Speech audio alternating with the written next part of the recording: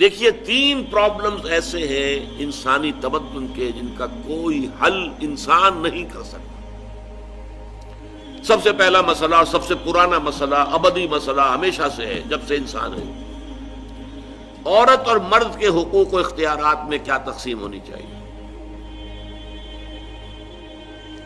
آپ کو معلوم ہے افراط و تفریط، یا تو عورت کو ملکیت بنا دیا گیا، جیسے بھیڑ بکری جو ہے آپ کے کھوٹے سے باندھ رکھی ہے، ایسے ایک عورت بھی باندھی ہوئی ہے، وہ آپ کی ملکیت ہے، اس کے کوئی حقوق نہیں، اس کا کوئی لیگل سٹیٹس نہیں، اس کا کوئی تشخص نہیں، کوئی ہے ہی نہیں۔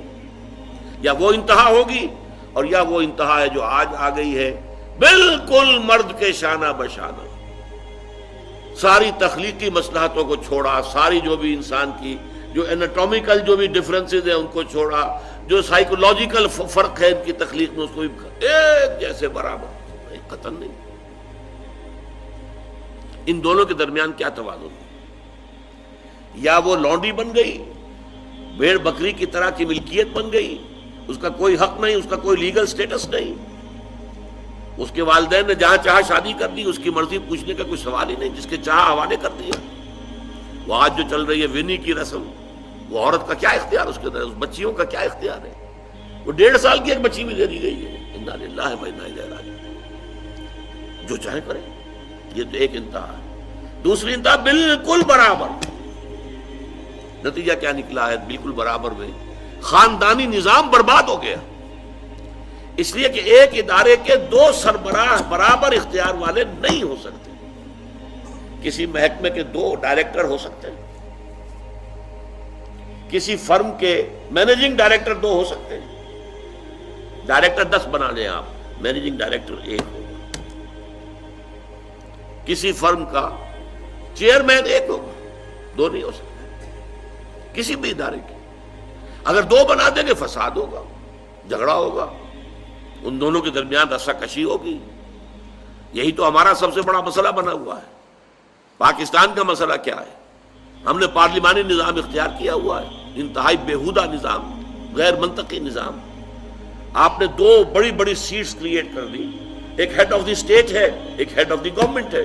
اب ان دونوں کے درمیان حقوق اور فرائض اور اختیارات کا کیا تقسیم ہوگی؟ ہو ہی نہیں سکتی۔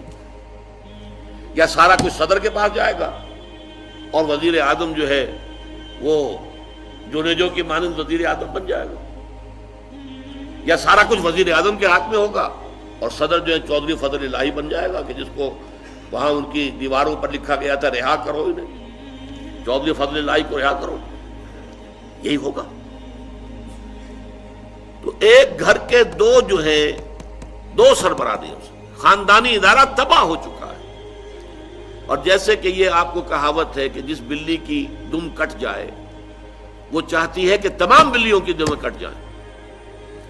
یورپ میں، امریکہ میں برباد ہو گیا خاندانی ادارہ، آج وہ تلے ہوئے ہیں کہ مشرق میں اور خاص طور پر مسلمان ممالک میں ابھی اگر کچھ انٹیکٹ ہے یہ خاندانی ادارہ، کچھ خاندانی اقدار ہیں جو برقرار ہیں، کچھ والدین کی عزت اور عظمت اور کچھ ان کا احترام اور ادب اور خدمت کا مادہ ہے جو برقرار ہے۔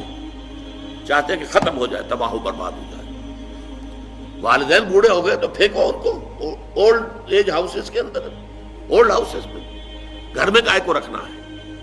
نوجوان جوڑا ہے، اس کے خامخواہ ان کی خواہشات اور ان کے معمولات میں بیچ میں آڑے آنا۔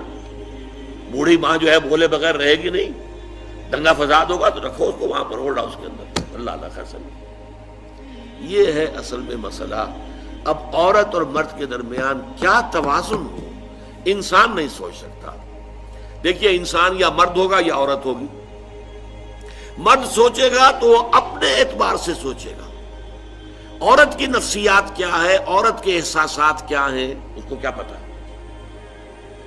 عورت سوچے گی تو اپنے اعتبار سے سوچے گی، مرد کے احساسات کیا ہوتے ہیں، مرد کی نفسیات کیا ہوتی ہے، اسے کیا پتا ہے۔ لہذا یا ادھر کا ہوگا یا ادھر کا معاملہ ہوگا۔ ایک ہی ذات دے سکتی ہے آپ کو نظام، جو مرد کی بھی خالق ہے عورت کی بھی خالق ہے، اسی نے بنایا دونوں کو، اور دونوں ہی اس کے لیے اولاد کے مانند ہیں۔ یہ حدیث نبوی کا ترجمہ کر کے بتا رہا ہوں آپ کو۔ حضور نے فرمایا الخلق عیال اللہ، یہ خلق جو ہے مخلوق ہے، یہ اللہ کے کلبے کے مانند ہے۔ تو مرد بھی اللہ کے اس کنبے میں شامل ہے، عورتیں بھی شامل ہیں. اس نے نظام دیا، شادی بیاہ کے یہ قوانین ہونے چاہیے، طلاق وغیرہ کا یہ مسئلہ ہونا چاہیے. یہ سارا ضابطہ جو دیا ہے وہ اس لیے دیا ہے کہ یہ انسان اپنے ذہن سے نہیں سوچ سکتا. آج تباہی آ گئی ہے مغرب کے اندر، شادی کرنا ہی نہیں چاہتے. We are living together. شادی کریں گے تو نتیجہ پتہ کیا نکلتا ہے؟ آپ نے اپنی بیوی کو طلاق دی، سب سے پہلے تو یہ کہ آدھی پوری آپ کی جو ملکیت ہے اس کا آدھا حصہ دے دیے اسے. نمبر 2، گھر اگر آپ کا اپنا ہے تو اس میں بیوی رہے گی، آپ نکل جائیے یہاں سے. کوئی مرد اس کو قبول کرنے کو تیار نہیں تو وہ شادی کرتا ہی نہیں. اور عورت کی ضرورت ہے، لہذا عورت بغیر شادی کیے بھی اس کے ساتھ رہتی ہے، بچے پیدا کرتی ہے. بٹ وداؤٹ میرج، جو بچے پیدا ہو رہے ہیں حرامی بچے. تو پچھلے سال صدر کلنٹن نے کیا کہا تھا؟ اس کا جو اپنا خطاب تھا نیو ایئرز ڈے کا، وہ خطاب کیا تھا؟ ان قریب ہماری قوم، امریکن قوم کی اکثریت حرام زادوں پر مشتمل ہوگی. یہ حرام زادہ ترجمہ کیا ہے میں نے، بورن وداؤٹ ویڈ لاک، شادی کے بندھن کے بغیر پیدا ہونے والے. اسی کو ہم حرامی کہتے ہیں، حرام زادے کہتے ہیں، اور کس کو کہتے ہیں؟ اچھا، دوسرا مسئلہ، پہلا مسئلہ تو یہی ہے، پرانا بہت ہے، قدیم ہے. دوسرا مسئلہ، ایک ریاست ہے، ایک نظام ہے، اس کے کچھ اختیارات اور حقوق ہونے چاہیے. ایک عوام ہے، ان کے کچھ اختیارات ہونے چاہیے. عوام چاہیں گے زیادہ سے زیادہ آزادی ہمیں ملے، ریاست چاہے گی زیادہ سے زیادہ اختیار ہمارے ہاتھ میں ہو. اب جو کچھ ہو رہا ہے ترمیمات کے ضمن میں، کیا ہو رہا ہے؟ ایک طرف جو ہے مشرف صاحب چاہتے ہیں زیادہ سے زیادہ اور طویل سے طویل میرا دور اقتدار ہو اور اختیارات جو ہے میرے ہاتھ میں آ جائیں، گھنٹہ گھر بن جاؤں میں فیصلہ بات کروں. ساری کوشش ان کی ہے. اور یہ ARD وغیرہ کیا کر رہی ہے؟ نہیں، حقوق عوام کے ہاتھ میں آنے چاہیے. اب اس میں بھی توازن کیا ہو؟ یا ٹوٹلیٹیرین سٹیٹ وجود میں آ جاتی ہے جو رشیا میں تھی، USSR میں تھی، عوام کے کوئی حقوق نہیں، no freedom of speech, no freedom of association. نہ تم اپنے خیالات کا اظہار کر سکتے ہو، نہ تم کو جماعت بنا سکتے ہو. یہ نظام تھا. کام کرو، ویجز لو، بس اللہ اللہ خرص اللہ. حیوانوں کی طرح پر کہ صرف راتب دے دیا جائے گا، باقی تمہیں کوئی تمہاری ایکسپریشن، کوئی اپنے خیالات کا اظہار، کوئی فریڈم آف ایسوسیشن نہیں. امریکہ دوسری انتہا پر، مادر پدر آزاد. 2 مرد شادی کرنا چاہتے کر لیں، ایک مرد بیوی ہو جائے گا اور ایک مرد شوہر ہو جائے گا. لیگلی قانون کے نزدیک ریکگنائزڈ ہوگا. ایک آزادی کی وہ انتہا ہے. گیز، ہومو سیکشولز، وہ وہاں جلوس نکالتے ہیں، بڑے ٹھاٹ سے نعرے لگاتے ہوئے گزرتے ہیں. وہ ہنستے ہیں، ہم لوگوں پر ہنستے ہیں، یہ پاگل لوگ ہیں جو اس کو ہومو سیکشولیٹی کو بری شے سمجھتے ہیں. اور نیو یارک کا جو میئر ہے وہ لیڈ کرتا ہے پروفیشن. کیوں کرتا ہے؟ اسے اگلا بھی الیکشن لڑنا ہے اور گیز کے ووٹس بہت ہیں. اس سے اندازہ کیجئے کہ کتنی پرسنٹیج وہاں گیز کی ہو چکی ہے، ہومو سیکشولز. یہاں تک کہ طے کر دیا گیا ہے مذہبی میدان میں بھی گیز کو اجازت ہے، وہ پادری بن سکتے ہیں. گیز ہیں، ہومو سیکشولز ہیں. فطرت کے خلاف کام یا وہ آزادی ہے؟ تو کہاں ہے بیلنس؟ انسانی ذہن کے لیے ناممکن ہے اس بیلنس کا تلاش کرنا. نمبر 3، سرمایہ اور محنت. پروڈکشن جو بھی ہوتی ہے 2 چیزوں سے ہوگی. سرمایہ دار تھا، اس نے کارخانہ لگایا ہے، اتنے کروڑ روپے لگا دیے ہیں، یہ کیا ہے، وہ کیا ہے، یہ سرمایہ ہے. لیکن وہ کیا کر لے گا اکیلا؟ 10,000 آدمی کام کر رہا ہے، لیبر ہے. اب جو کچھ بھی بن رہا ہے، جو پروڈکٹ بن رہا ہے اور جو اس سے آمدنی ہو رہی ہے، اس میں دونوں کے حصہ ہے، لیبر کا بھی حصہ ہے اور سرمایہ کا بھی حصہ ہے. لیکن منافع میں کتنا حصہ سرمایہ کا ہوگا، کتنا لیبر کا ہوگا، کون طے کرے گا؟ یا تو سرمایہ داری بن جائے گی، سب میں تو آپ کو 10 روپے دے سکتا ہوں ڈیلی ویج، منظور ہے تو کام کیجئے ورنہ چاہیے دفع ہو جائے. اور بہت سے آپ کے بھائی موجود ہیں جو 10 روپے پر کام کرنے کے لیے تیار ہو جائیں گے. ساری دولت سمٹ کر جا رہی ہے کارخانے دار کے ہاتھ میں۔ کیپٹلزم جو کیپٹل ہے، جو سرمایہ ہے، اصل جو ہے دولت اسی کی طرف، روپے کو روپیہ کھینچتا ہے، پیسے کو پیسہ کھینچتا ہے۔ لہذا امریکہ میں آپ کو ایسے لوگ مل جائیں گے جنہیں اپنی دولت کا اندازہ نہیں ہے کہ کتنی دولت ان کے پاس ہے، بلینز آف ڈالر کا ایک ایک چیک لکھ سکتے ہیں، اور یہودی ہے وہ۔ دوسری طرف امریکہ میں آپ کو گھیٹوز مل جائیں گے، گھیٹوز، اور ایک ہی جزیرہ ہے مینہٹن، کوئی 11 میل لمبا ہے، چوڑائی کہیں 2-3 میل ہے، کہیں ذرا زیادہ ہے۔ اس کے ساؤتھ میں جہاں یہ 2 بڑے بلڈنگیں کھڑی تھی جو گرائی ہیں، جو بھی تھے دہشت گرد، یہاں پر یہ اس کا ریچسٹ حصہ ہے، پوری دنیا کی دولت یہاں جمع ہے، سارے بینک وہاں ہیں۔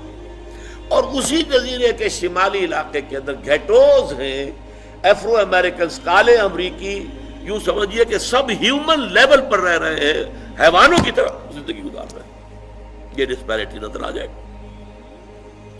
تو اب عدل و انصاف کی کیا شکل ہو؟ یا وہ ہے جو رشیا میں اور USSR میں تھا، یا یہ ہے جو امریکہ میں اور اس کے الائز کے اندر ہے۔